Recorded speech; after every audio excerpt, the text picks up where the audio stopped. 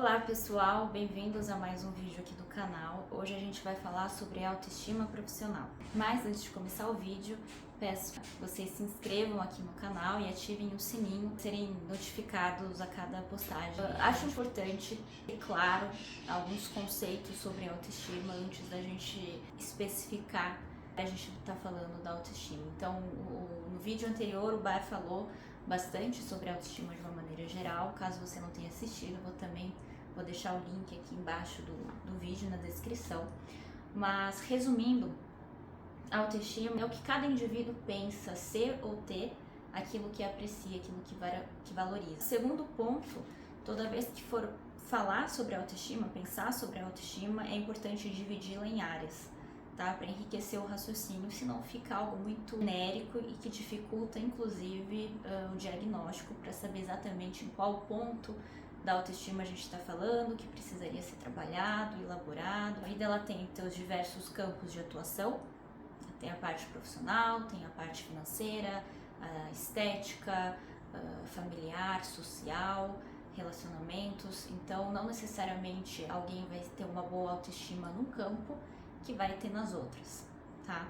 E o terceiro ponto é, de certa forma, classificá-la em justa ou injusta, porque é comum as pessoas buscarem sempre por uma boa autoestima e ter um olhar um pouco pejorativo quando se fala em baixa autoestima, mas por vezes alguém pode ter uma baixa autoestima em alguma área da vida, já ter questionado sobre, pensado sobre e chegou na conclusão que para melhorar, para modificar isso, teria que pagar alguns preços que ela não está a fim de pagar, seja lá por quais motivos, seja porque não está numa época adequada para pagar esses preços ou porque simplesmente seria algo não tão importante para a existência dela.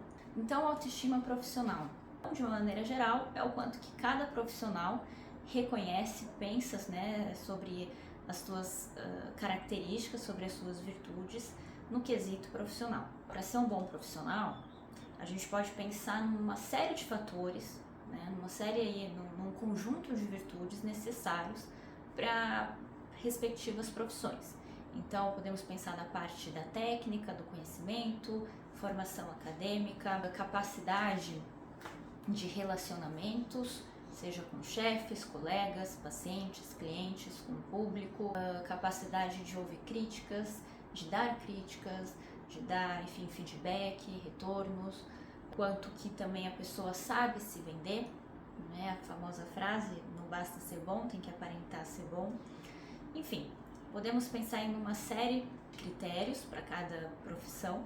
E agora a gente pode pensar em situações relacionadas à autoestima profissional. Situação 1. Alguém com uma baixa autoestima profissional de maneira justa. Ou seja, a pessoa reconhece que tem pontos a serem melhorados, que poderiam ser melhorados, trabalhados, algumas faltas, algumas falhas. E a pergunta é o quanto que a pessoa está disposta a querer mudar essa situação, né? Ou seja, os preços que ela tende a pagar. Mas é importante também levar em conta que algumas pessoas elas até podem ter essa compreensão, né, de uma baixa autoestima nesse campo, mas que para elas tá ok, estão satisfeitas assim, aceitando que de 0 a 10 acabem se dando uma nota 5, 5,5, 6, e que para os objetivos delas, para as metas delas, em tudo aquilo que ela espera, que ela quer para a vida, tá ok. Pode acontecer, sim, mas também pode acontecer da pessoa de fato ter uma baixa autoestima justa e se incomodar com isso. E aí a pergunta é onde que eu posso melhorar, onde que eu tô errando, onde que eu tô faltando, falhando e o que eu tenho que fazer para reverter essa situação, quais são os preços que eu vou pagar, né? O quanto que eu tô disposta a encarar.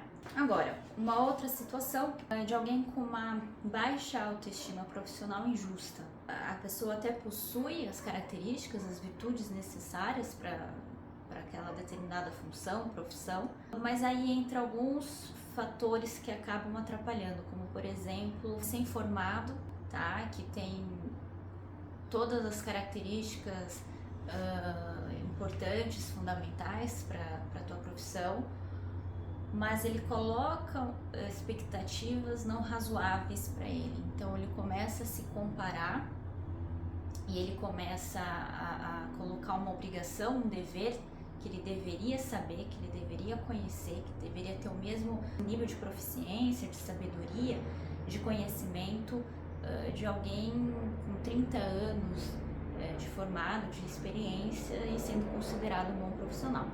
Bom, aí complica, tá? Então, estabelecer expectativas não razoáveis, fazer comparações não saudáveis, porque uma coisa é você se comparar com alguém, tá? Que você tem como referência, observar o que você pode estar aprendendo, o que você pode melhorar com essa pessoa, e outra coisa é se comparar no sentido de, eu deveria saber, eu deveria conhecer, eu deveria ter o mesmo nível de maestria que essa pessoa tem, sendo que falando aí de uma janela de experiência, de sabedoria muito grande. Então, saber reconhecer também e valorizar cada época, cada etapa aí da profissão, com as suas respectivas características, com as suas respectivas virtudes, é bastante importante para não gerar essa complicação, essa confusão aí desnecessária. Uma situação de alguém que tem uma alta autoestima profissional de maneira justa, ou seja, aquela pessoa que reconhece